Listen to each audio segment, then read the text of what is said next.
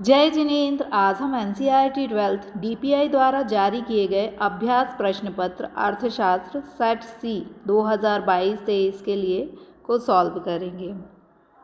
Set C में बहुविकल्पीय प्रश्न है। व्यष्टि अर्थशास्त्र में अध्ययन किया जाता है। तो व्यष्टि अर्थशास्त्र में हम व्यक्तिगत इकाइयों का अध्ययन करते हैं।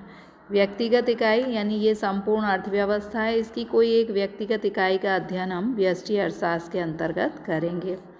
सीमांत उपयोगिता ह्रास नियम आधार है। मूल्य निर्धारण, उपभोक्ता की बचत, मांग का नियम, उपर्युक्त सभी सही आंसर है। उत्पादन फलन में उत्पादन किसका फलन है? इसको हम चित्र से देखते हैं। देखिए, उत्पादन फलन हमें क्या बताता है कि ये जो उत्पत्ति के साधन हैं, इनका हम यदि प्रयोग करेंगे तो हमें कितना उत्पादन मिलेगा। उत्पत्ति के साधन और उत्पादन की मात्रा के मध्य संबंध जो है वो उत्पादन फलन बताता है कि उत्पत्ति के कितने साधन हम प्रयोग करेंगे तो कितनी मात्रा में उत्पादन होगा। तो उत्पादन फलन किसका उत्पादन जो है वो किसका फलन है?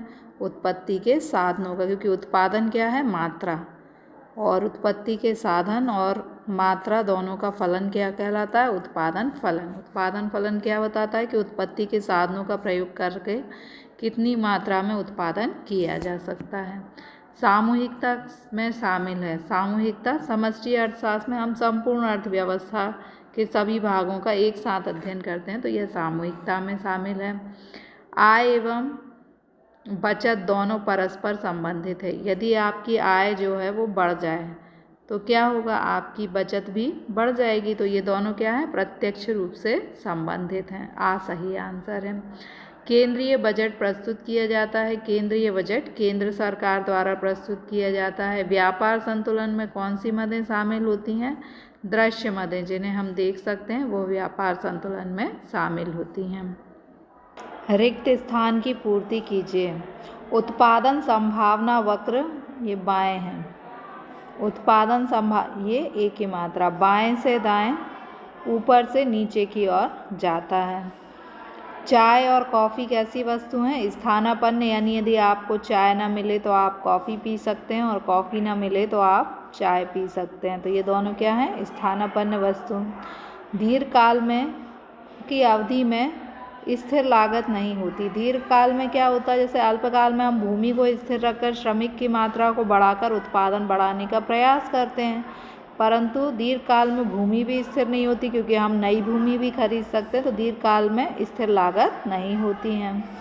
समष्टि अर्थशास्त्र को व्यापक अर्थशास्त्र कहा जाता है, क्योंकि समष्टि अर्थशास्त्र में हम संपूर्ण अर्थव्यवस्था का एकीकृत रूप से अध्ययन करते हैं। सकल घरेलू उत्पाद में से यदि हम मूल ह्रास को घटा दें तो हमें शुद्ध घरेलू उत्पाद प्राप्त होगा।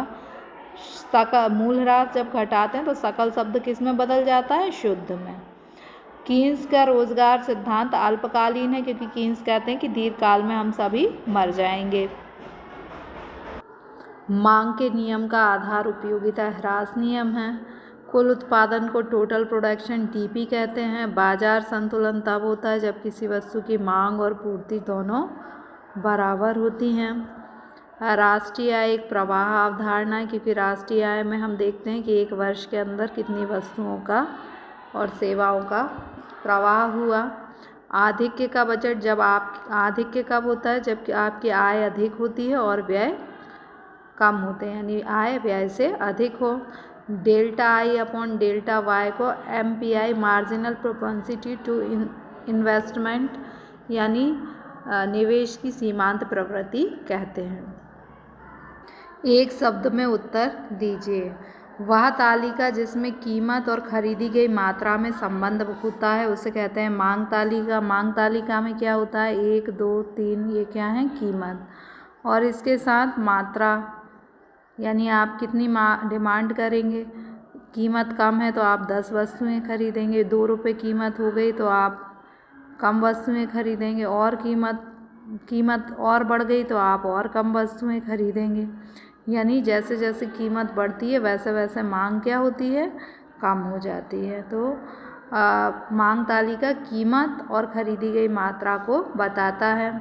पूर्ण प्रतियोगिता में एक फर्म साम्य में कब होता है? जब मांग और पूर्ति दोनों बराबर होती हैं तो फर्म जो है वो साम्य की स्थिति में होता है। किसी वस्तु की कीमत का निर्धारण कौन सी दो शक्तियाँ करती हैं? मांग और पूर्ति। वह लाभ जिसमें फर्म सामान्य लाभ से ऊपर लाभ अर्जित करता है तो उसे अधिसामान्य लाभ। जैसे मान लीजिए कि टमाटर 10 रुपये किलो बिक रहे हैं तो बेचने वाले को 2 रुपये का लाभ हो रहा है। यदि 20 रुपये के बिकने लगें तो क्या होगा? उसको 12 रुपये का लाभ होगा। तो ये क्या हो जाएगा? अधिसामान्य लाभ। सामान्य लाभ में ही आगे आपको क्या लगाना है? अधि। कागजी मुद्रा का निर्गमन, हमारे यहाँ नोट का निर्गमन कौन करता है? आरबीआई करती है। समय के विशेष बिंदु पर मापी गई मात्रा को क्या कहते हैं? स्टॉक कहते हैं। जैसे 31 मार्च को हम स्टॉक को मापते हैं। सत्य एवं असत्य। उपयोगिता एक आत्मनिष्ठ धारणा है। यह कथन सत्य है क्योंकि उपयोगिता हर व्यक्ति के आत्मा या व्यक्ति के लिए अलग अलग होती है। औसत लागत वक्र यू आकार के नहीं होते, ये गलत धारणा है क्योंकि अधिकांश लागत वक्र यू आकार के होते हैं, इसलिए यह कथन गलत है। सेवाओं का संग्रह किया जा सकता है, यह भी गलत कथन है क्योंकि वस्तुओं का संग्रह कर सकते हैं, सेवाओं का संग्रह नहीं किया जा सकता।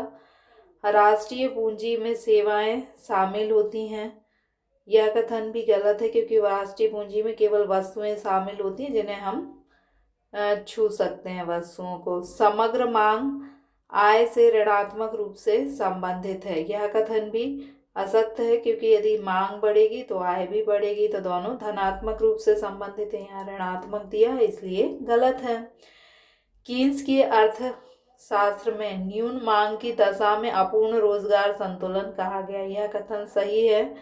कीन्स ने अपना रोजगार सिद्धांत दिया है, उसमें उन्होंने कहा है कि न्यून मांग के कारण लोग बेरोजगार होते हैं, यदि मांग में वृद्धि हो जाए तो लोगों को रोजगार की प्राप्ति हो सकती है।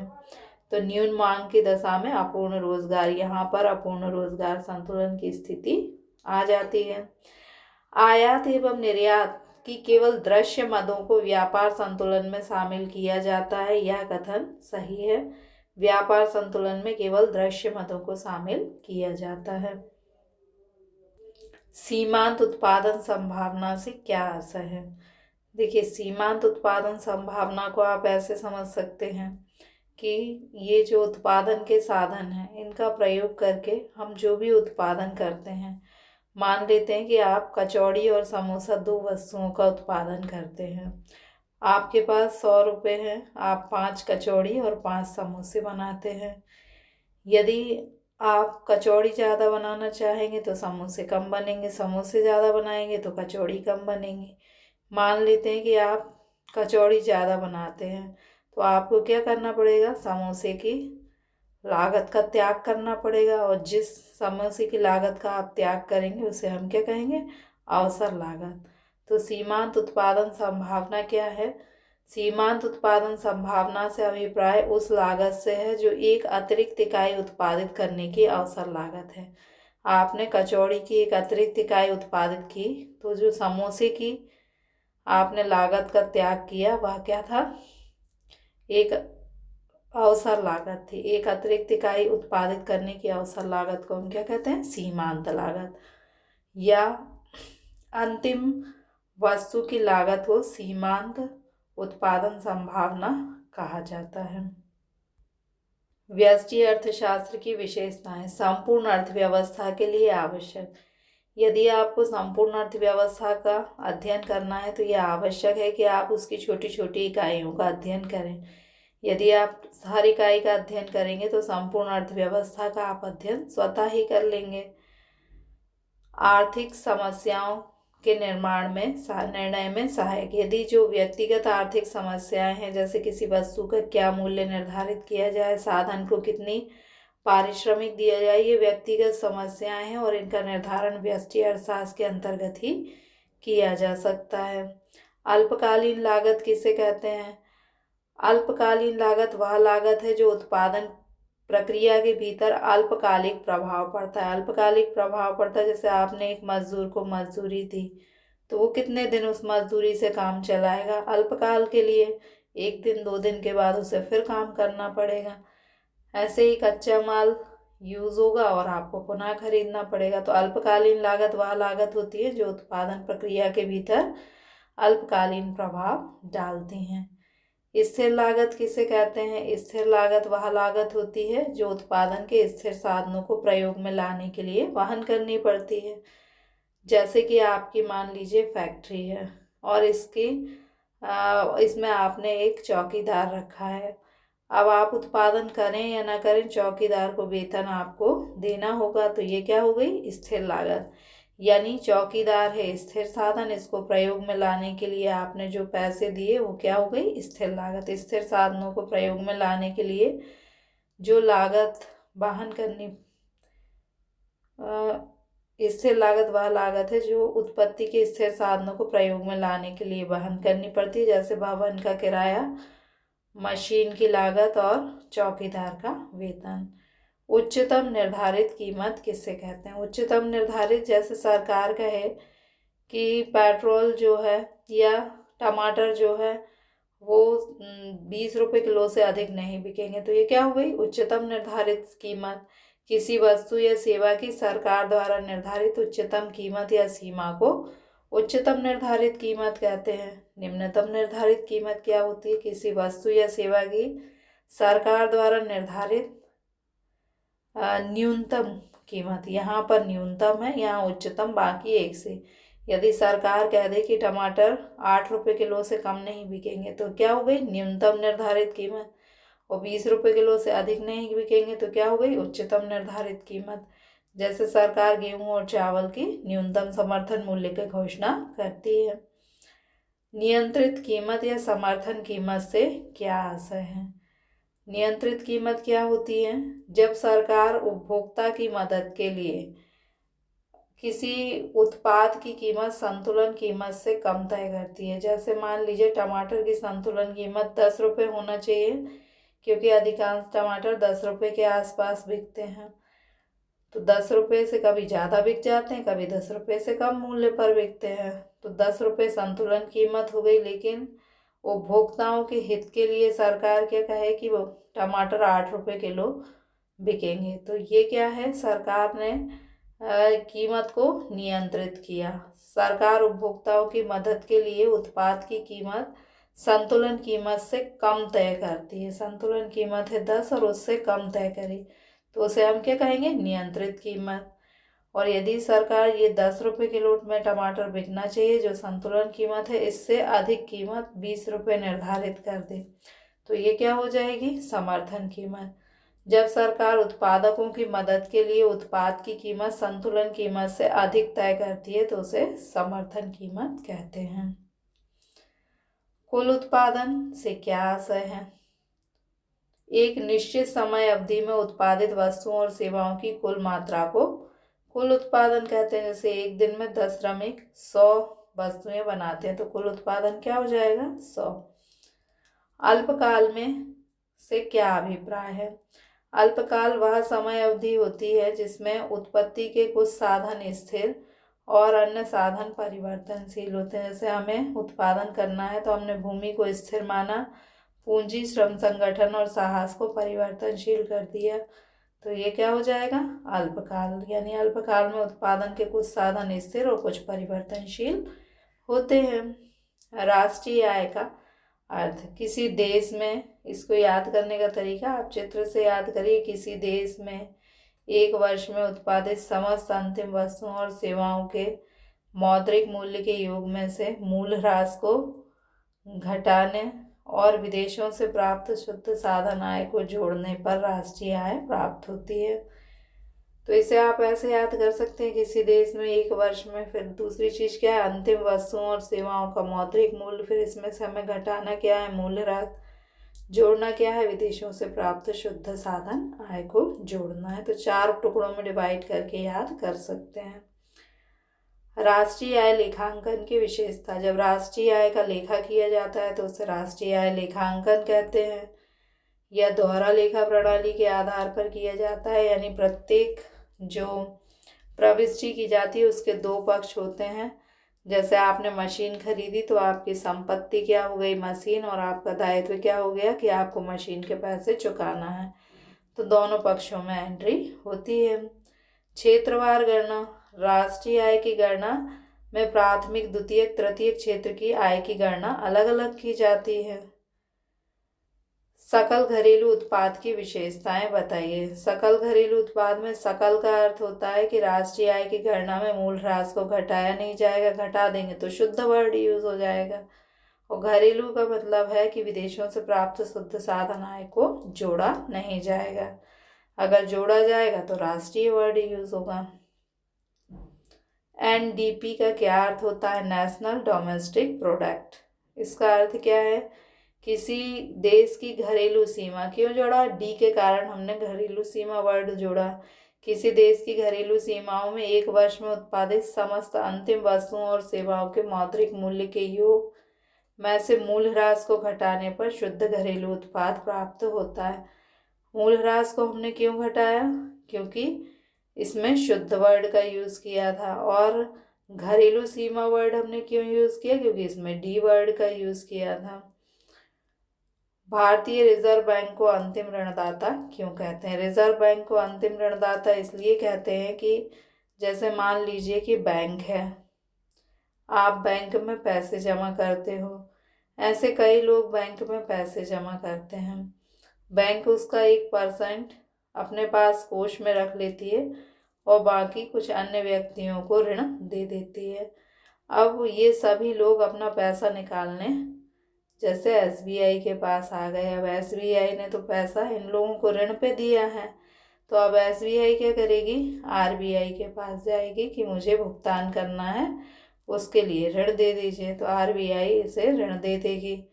तो इसलिए जो आरबीआई को क्या कहा जाता है, रिजर्व बैंक को बैंकों का अंतिम ऋणदाता, क्योंकि बैंकों को जब कहीं से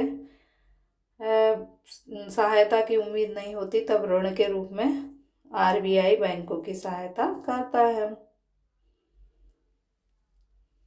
जेबीसे का बाजार का नियम बताइए। जेबीसे ने कहा है कि पूर्ति अपनी मांग स्वयं उत्पन्न करती है, यानी जितनी पूर्ति होती है, जैसे मान लीजिए कि उत्पत्ति के साधन है भूमि, पूंजी, श्रम, संगठन और साहस, इन सब ने मिलकर उत्पादन किया और उत्पादन को बेचकर जो पैसा मिला उससे इनको भुगतान हो गया। अब इन्हें जो पैसा मिला उससे इनने पुनः उत्पादन को खरीद लिया, यानी पूर्ति जो हुई उसने अपनी मांग को उत्पन्न कर लिया। रिजर्व बैंक को बैंकों का बैंक क्यों कहा जाता है, जैसे मान लीजिए कि आरबीआई है, आरबीआई को मान लीजिए, रिजर्व बैंकों को बैंकों का बैंक इसलिए कहा जाता है कि आरबीआई है और सरकार है। अब सरकार को और आरबीआई के ऊपर सरकार होती है और आरबीआई के नीचे कई प्रकार एसबीआई, एचडीएफसी, कई व्यापारिक और विदेशी बैंकें होती हैं। अब यदि इन बैंकों को ऋण चाहिए तो वो आरबीआई से लेंगे, अतिरिक्त पैसा है तो वो आरबीआई के पास जमा करेंगे। इसलिए आरबीआई को बैंक, जैसे बैंक हमारे पैसे को जमा करती है और हमें ऋण देती है, वैसे ही आरबीआई बैंकों का पैसा जमा करती है और उन्हें ऋण प्रदान करती है। इसलिए आरबीआई को बैंकों का बैंक कहा जाता है। समग्र पूर्ति से क्या अभिप्राय है। समग्र पूर्ति से अभिप्राय अर्थव्यवस्था में दिए हुए समय में खरीदने के लिए उपलब्ध उत्पाद, बाजार में खरीदने के लिए जो भी उत्पाद उपलब्ध है उसे हम क्या कहेंगे, पूर्ति। समग्र पूर्ति में वस्तुओं और सेवाओं दोनों के उत्पादन को शामिल किया जाता है। तकनीकी बेरोजगारी क्या होती है, जो तकनीकी परिवर्तन के कारण उत्पन्न होती है उसे हम तकनीकी बेरोजगारी कहते हैं। जैसे आपने क्या किया, श्रमिकों को हटाकर कंप्यूटर रख दिए काम करने के लिए, तो जो श्रमिक हाथ से काम करते थे वो बेरोजगार हो जाएंगे, कंप्यूटर वाले श्रमिकों को केवल रोजगार मिलेगा। तो हाथ से काम करने वाले जो श्रमिक बेरोजगार हुए वे तकनीकी बेरोजगार कहलाएंगे। उपभोग और आय में क्या संबंध होता है। उपभोग और आय में प्रत्यक्ष संबंध होता है। यदि आपकी आय बढ़ जाए तो आप उपभोग को भी बढ़ा देंगे, आय घटेगी तो आप उपभोग में भी कमी करेंगे। उपभोग जो है वो आय का फलन है, यानी आय के अनुसार उपभोग में परिवर्तन होता है। न्यून मांग या अतिरिक्त मांग की तुलना कीजिए। न्यून मांग और अतिरिक्त मांग यानी अधिक मांग।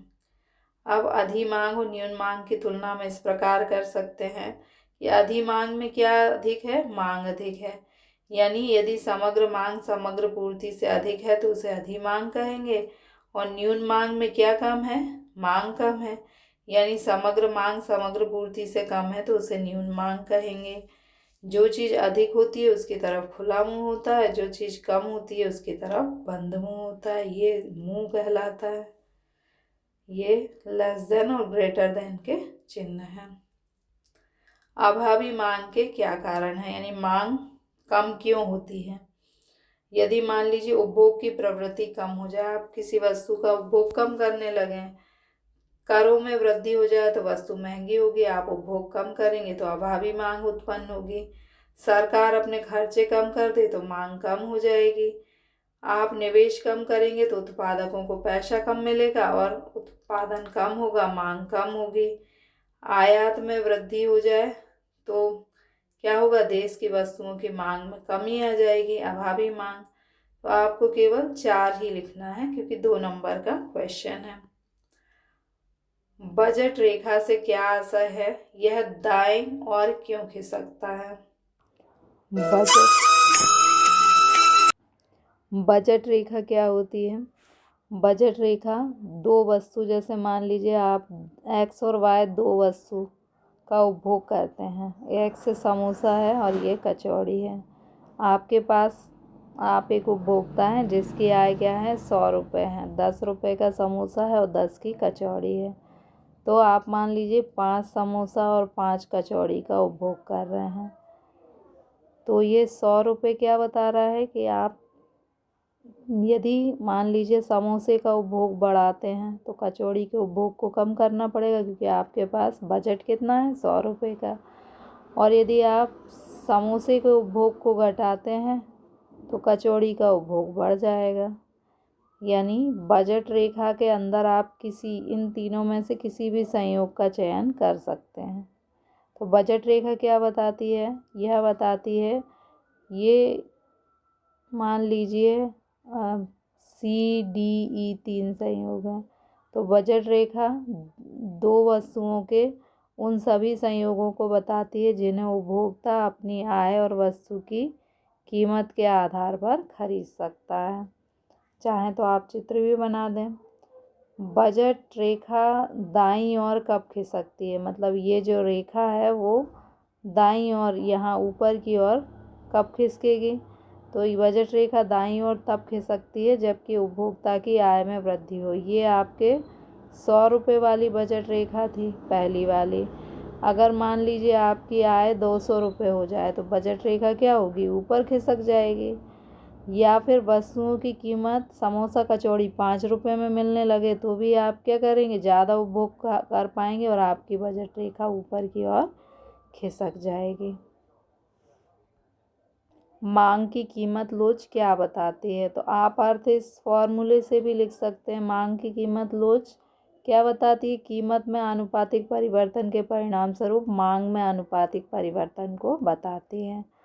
अब इतने से लिखने से तो 3 नंबर मिलेंगे नहीं, तो हम क्या लिखेंगे कि मांग का नियम कीमत में कमी होने पर, मांग का नियम क्या बताता है कि कीमत में कमी होने पर मांग बढ़ जाएगी और कीमत में वृद्धि होने पर मांग घट जाएगी। लेकिन कीमत में कितनी कमी होगी तो मांग कितनी बढ़ेगी, यह कौन बताएगा, यह मांग की लोच बताएगा। मांग की लोच क्या बताता है कि कीमत में परिवर्तन होने पर मांग में कितना परिवर्तन होगा। धनात्मक और ऋणात्मक उपयोगिता क्या है। गुणात्मक नहीं है, क्वेश्चन में मिस्टेक है, ऋणात्मक है। जैसे मान लीजिए कि आप एक दिन में मतलब एक टाइम में 3 रोटी खाते हैं, तो जब तक आप 3 रोटी खाएंगे, पहली से आपको 30 उपयोगिता मिली, दूसरी से 20 और तीसरी से 10। तो ये क्या है, धनात्मक उपयोगिताएं हैं। लेकिन आप 3 रोटी के बाद भी क्या करें, रोटी खाते जाएं, तो आपकी उपयोगिता क्या होगी, पहले आपकी धनात्मक थी और अब ऋणात्मक हो जाएगी। आप 3 रोटी खा सकते हैं और आप रोटी 10 खाएं तो आपको तीसरी रोटी के बाद अनुपयोगिता मिलने लगेगी, आपकी तबीयत खराब हो जाएगी। तो धनात्मक उपयोगिता क्या होती है? जब किसी वस्तु के उपभोग से उपभोक्ता को कुछ उपयोगिता प्राप्त होती है तो उसे धनात्मक उपयोगिता कहते हैं, और किसी वस्तु के उपभोग से उपभोक्ता को जो अनुपयोगिता मिलती है उसे ऋणात्मक उपयोगिता कहते हैं। एक उपभोक्ता संतुलन में कब होता है? आप एक उपभोक्ता हैं, आपकी आय मान लेते हैं 100 रुपये है और वस्तु की कीमत 10 रुपये है। आप 10 वस्तुएं खरीदते हैं, यानी आप 10 रुपये में 10 वस्तुएं खरीदते हैं, 100 रुपये खर्च कर देते हैं। अब आप संतुलन में कब होंगे कि आपने जो 10 रुपये खर्च करके 10 वस्तुएं खरीदी हैं, उससे आपको जो उपयोगिता मिली है वो आपने जितनी उसकी कीमत दी है और उपयोगिता जो आपको प्राप्त हुई है वो दोनों बराबर हो, यानी 100 रुपये आपने जो व्यय किए हैं उनसे 100 रुपये के बराबर आपको उपयोगिता मिल जाए तो आप क्या होंगे? संतुलन में। और आपने पैसे ज़्यादा दिए हैं और उपयोगिता कम मिले तो आप असंतुलन में होंगे। तो एक उपभोक्ता संतुलन की स्थिति में तब होता है जब वह अपनी आय और बाजार कीमत से प्राप्त संतुष्टि को अधिकतम कर लेता है।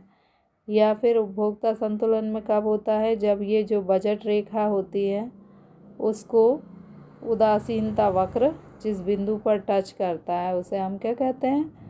उपभोक्ता संतुलन में। तो उपभोक्ता के संतुलन की पहली शर्त क्या है? तटस्थता वक्र कीमत रेखा को स्पर्श करे। केवल नाम लिखना, विवरण नहीं, क्योंकि 3 नंबर का क्वेश्चन है।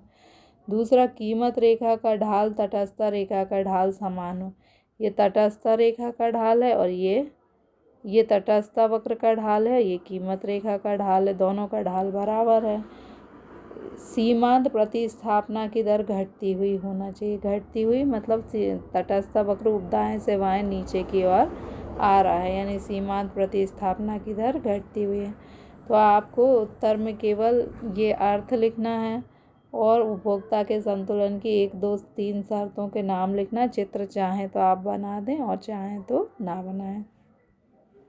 पूर्ण प्रतियोगिता एक काल्पनिक स्थिति है। काल्पनिक मतलब जो व्यावहारिक जीवन में नहीं पाई जाती। तो पूर्ण प्रतियोगिता काल्पनिक स्थिति क्यों है? क्योंकि पूर्ण प्रतियोगिता की जो विशेषताएं हैं वह व्यावहारिक जीवन में नहीं पाई जाती। पहला है वस्तु की एकरूपता। पूर्ण प्रतियोगिता में की मान्यता है कि जो वस्तुएं हैं वे बिल्कुल समरूप होती हैं, लेकिन व्यावहारिक जीवन में वस्तुएं समरूप नहीं होती, इसलिए पूर्ण प्रतियोगिता काल्पनिक स्थिति है। एक कीमत। पूर्ण प्रतियोगिता में यह माना जाता है कि क्रेता विक्रेता एक ही कीमत पर वस्तु को क्रय विक्रय करेंगे, लेकिन व्यावहारिक जीवन में ऐसा नहीं होता, इसलिए पूर्ण प्रतियोगिता एक काल्पनिक स्थिति है। क्रेता विक्रेता की संख्या अधिक। पूर्ण प्रतियोगिता में माना जाता है कि बहुत अधिक संख्या में क्रेता एवं विक्रेता पाए जाते हैं, लेकिन व्यावहारिक जीवन में ऐसा नहीं होता, इसलिए पूर्ण प्रतियोगिता एक काल्पनिक स्थिति है। पूर्ण प्रतियोगिता बाजार की विशेषता है। पूर्ण प्रतियोगिता बाजार की विशेषता है कि क्रेता और विक्रेता की संख्या बहुत अधिक होती है, यानी कोई भी क्रेता या विक्रेता मूल्य को प्रभावित नहीं कर सकता, क्योंकि बहुत अधिक क्रेता विक्रेता हैं। बाजार का पूर्ण ज्ञान, यानी क्रेता और विक्रेता दोनों को पता होता है कि बाजार में वस्तु कैसी, किस किस्म की, किस मूल्य पर बिक रही है। समरूप वस्तुएं। पूर्ण प्रतियोगिता में जो वस्तुएं होती हैं वे रंग, रूप, आकार, डिज़ाइन में बिल्कुल एक जैसी ही होती हैं। वस्तु विनिमय प्रणाली की कमियां। वस्तु विनिमय प्रणाली का अर्थ है कि आप किसी व्यक्ति को एक वस्तु दें और उसके बदले में उससे एक वस्तु ले लें, तो ये क्या हो गया? वस्तु विनिमय। तो वस्तु विनिमय में वस्तु का लेन देन होता है। वस्तु विनिमय की कठिनाई क्या है? मूल्य मापन में कठिनाई। अब जो दोनों व्यक्ति हैं वो ये कहें कि मेरी वस्तु जो है वो महंगी है, तो क्या विनिमय होगा? नहीं होगा, क्योंकि वस्तु के मूल्य को मापने के लिए मुद्रा नहीं होती। दोहरे संयोग का अभाव। अब वस्तु विनिमय की कठिनाई ये होती है कि इसमें जो दो व्यक्ति विनिमय कर रहे हैं, उन दोनों व्यक्तियों को एक दूसरे की वस्तु, जैसे आपके पास गेहूँ है और दूसरे के पास चावल है, तो दोनों को एक दूसरे की वस्तु की आवश्यकता होगी तभी विनिमय हो पाएगा। तो 3 नंबर का क्वेश्चन है, आप अर्थ लिख के केवल 2 पॉइंट ही लिख सकते हैं। मुद्रा मूल्य का मापक और क्रय शक्ति का हस्तांतरण। मूल्य का मापक यानी हम वस्तुओं और सेवाओं के मूल्य को किस में मापते हैं? मुद्रा में मापते हैं। पहले मुद्रा नहीं चलती थी तो यह रहता था कि वस्तु के मूल्य को किस में नापा जाए। जैसे 2 रुपये किलो यानी 2 रुपये के बदले में 1 किलो वस्तु मिल जाएगी। मूल्य का हस्तांतरण, अब मूल्य का हस्तांतरण या क्रय शक्ति का हस्तांतरण सरल हो गया है। आप अपना मकान बेचकर किसी दूसरे शहर में जा सकते हैं। पहले वस्तु विनिमय में मकान को उठाकर तो ले नहीं जा सकते थे। फिर मांग को निर्धारित करने वाले तत्व, पहला है उपभोक्ता की आय। यदि आप उपभोक्ता हैं, आपकी आय जो है वो बढ़ जाए तो आप मांग को क्या कर देंगे? बढ़ा देंगे। और आपकी नौकरी चली जाए, आय घट जाए तो मांग क्या होगी? घट जाएगी। तो मांग को प्रभावित करने वाला पहला तत्व है उपभोक्ता की आय। दूसरा है धन का वितरण। धन का वितरण, जैसे आपकी क्लास में जितने बच्चे हैं सबको खूब छात्रवृत्ति मिले, यानी धन का, ऐसी अर्थव्यवस्था में सभी लोगों के पास खूब पैसा है यानी धन का वितरण समान है तो सभी मांग करेंगे और मांग में वृद्धि हो जाएगी। केवल एक व्यक्ति के पास आय है, बाकी सबके पास कम है, तो एक ही व्यक्ति मांग ज़्यादा करेगा तो मांग कम होगी क्योंकि बाकी लोग मांग कर ही नहीं रहे। तो धन का समान वितरण होने पर मांग अधिक होती है, धन का असमान वितरण होने पर मांग कम होती है। उपभोक्ता की रुचि जिस वस्तु में अधिक होती है उसकी मांग बढ़ जाती है, इसके विपरीत स्थिति में मांग कम हो जाती है। भौगोलिक वातावरण, जब सर्दियों का मौसम होता है तो गर्म कपड़ों की मांग अधिक होती है और गर्मियों में कॉटन के कपड़े की मांग अधिक होती है। शीतल पेय, आइसक्रीम आदि की मांग अधिक होती है। मांग की लोच का महत्व। मांग की लोच यानी कीमत बढ़ सकती है और कीमत घट भी सकती है, इसे हम मांग की लोच कहेंगे। मूल्य निर्धारण में महत्व, यदि आप एक उत्पादक हैं, आपके पास 2 वस्तुएं बनाते हैं, तो एक वस्तु जिसकी मांग बेलोचदार है, मतलब कीमत ज़्यादा रखें या कम रखें लोग उतनी ही खरीदेंगे। जैसे नमक की कीमत ज़्यादा हो या कम उतना ही नमक लोग खाएंगे, तो उसकी कीमत आप कैसे रखेंगे? जिस वस्तु की मांग बेलोचदार होती है उसकी कीमत अधिक होती है, जिस वस्तु की मांग लोचदार होती है उसकी कीमत कम रखते हैं। वितरण के सिद्धांत में, जैसे जो उत्पत्ति के साधन की पूर्ति बेलोचदार होती है या जिस उत्पत्ति के साधन की पूर्ति मांग लोचदार होती है उसको आप क्या करेंगे? जैसे डॉक्टर है, अब डॉक्टर का कोई अल्टरनेट तो होता नहीं है, तो आप डॉक्टर की मांग बेलोचदार है तो आप डॉक्टर को अधिक पारिश्रमिक देंगे, जिसकी मांग लोचदार होती है उसका पारिश्रमिक कम होता है। सरकार मान लीजिए किसी वस्तु की टैक्स लगाना चाहती है तो वो क्या देखेगी? जैसे नमक है, उसकी मांग कैसी है? बेलोचदार, तो उस पर टैक्स ज़्यादा लगाएगी, और जिसकी मांग लोचदार है उस पर टैक्स कम लगाएगी। अगर लोचदार मांग वाली वस्तु पर टैक्स ज़्यादा लगा देगी तो वस्तु का उपभोग ही बंद कर देंगे लोग, सरकार को टैक्स बढ़ाने से कोई फ़ायदा नहीं होगा। विदेशी व्यापार, आप विदेश में वस्तुओं को बेचते हैं तो आप देखोगे कि जिस वस्तु की मांग बेलोचदार है उसका मूल्य अधिक रखोगे और जिसकी मांग लोचदार है उसका मूल्य कम रखोगे। लागत वक्र यू आकार के क्यों होते हैं? लागत वक्र यू आकार के इसलिए होते हैं कि पहले तो लागतें घटती हैं और बाद में लागतें बढ़ती हैं। जैसे आपकी भूमि को स्थिर रखकर आप श्रमिक की मात्रा को बढ़ाएं, तो भूमि चूँकि बड़ी है, ट्रैक्टर बड़ा है, तो जैसे जैसे आप इनका अधिक उपयोग करेंगे वैसे वैसे लागत घटेंगी, लेकिन इनकी भी एक सीमा है। एक बिंदु के पश्चात यदि आप भूमि को स्थिर रख के श्रमिक को बढ़ाते जाएंगे तो कुछ श्रमिक काम करेंगे, कुछ लड़ेंगे झगड़ेंगे, तो लागतें घटने के स्थान पर क्या होंगी? बढ़ जाएंगी। तो लागतें पहले घटती हैं और अनुकूलतम बिंदु के पश्चात बढ़ती हैं, इसलिए लागत वक्र यू आकार के होते हैं। लागत वक्रों के यू आकार के होने के कारण, पहले लागतें घटने का कारण क्या है? तकनीकी बचतें। शुरू में जब हम उत्पादन करते हैं तो हम अधिक अच्छी तकनीक का उपयोग करते हैं, तकनीक में सुधार होने के कारण लागतें घटती हैं। तकनीकी सुधार की भी एक सीमा होती है, एक सीमा के बाद तकनीकी में सुधार नहीं होता तो लागतें बढ़ने लगती हैं। श्रम संबंधी बचतें प्रारंभ में एक मैनेजर है और उसके अधीन काम करने वाले लोगों की संख्या बढ़ती है तो वह अधिक अच्छे से काम करता है, लागतें घटती हैं। लेकिन यदि इसके अधीन काम करने वाले लोगों की संख्या अत्यधिक बढ़ जाए तो ये अच्छे से काम नहीं कर पाएगा और लागतें बढ़ने लगेंगी। विपणन संबंधी बचतें, पहले तो आप एक ट्रैक्टर में थोड़ा सा माल बेचने ले जाते थे, अब धीरे धीरे आप ज़्यादा माल बेचने ले जाएंगे, उसी ट्रैक्टर में बन जाएगा, लागतें घटेंगी। लेकिन धीरे धीरे लागतें घटने की सीमा होती है, उसके पश्चात विपणन संबंधी आवश्यकताएं प्राप्त होती हैं। आपको सब में ये लिखना है, बचत से लागतें घटती हैं और आवचत से लागतें बढ़ने लगती हैं। प्रबंधकीय बचतें, प्रारंभ में उत्पादन में प्रबंधकीय बचतें प्राप्त होती हैं तो लागतें घटती हैं और बाद में प्रबंधकीय आवश्यकताओं के कारण लागतें बढ़ने लगती हैं। उत्पादन फलन को प्रभावित करने वाले कारक। पूंजी की सीमितता, यदि पूंजी सीमित होगी, कम होगी तो उत्पादन कम होगा, पूंजी अधिक होगी तो उत्पादन अधिक होगा। यानी पूंजी की सीमितता उत्पादन फलन, उत्पादन की मात्रा को प्रभावित करता है।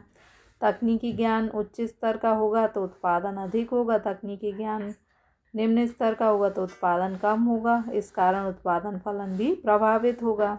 संगठनात्मक योग्यता अच्छी होगी तो उत्पादन अधिक होगा और कम होगी तो उत्पादन कम होगा और उत्पादन फलन प्रभावित होगा।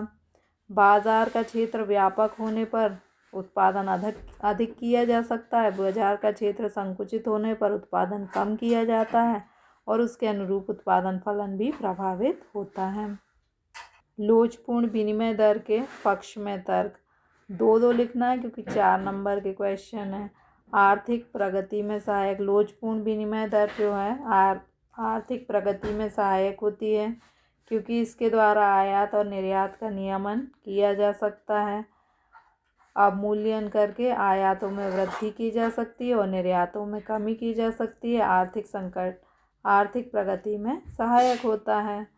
संकट काल में उपयुक्त, संकट काल में लोचपूर्ण विनिमय दर सहायक होती है क्योंकि अपने आप अवमूल्यन यानी हो जाता है, मूल्य ह्रास हो जाता है और वस्तुएं सस्ती कीमत पर प्राप्त, आयात महंगे हो जाते हैं, निर्यात सस्ते हो जाते हैं और देश का भुगतान संतुलन अनुकूल करने में सहायता प्राप्त होती है। लोचपूर्ण विनिमय दर के दोष, पहला है बार बार परिवर्तन। लोचपूर्ण विनिमय दर में बार बार परिवर्तन आता है, इससे व्यापारियों को यह अनुमान लगाने में कठिनाई होती है कि उन्हें कितनी राशि देना है और कितनी राशि दूसरे देशों से लेना है।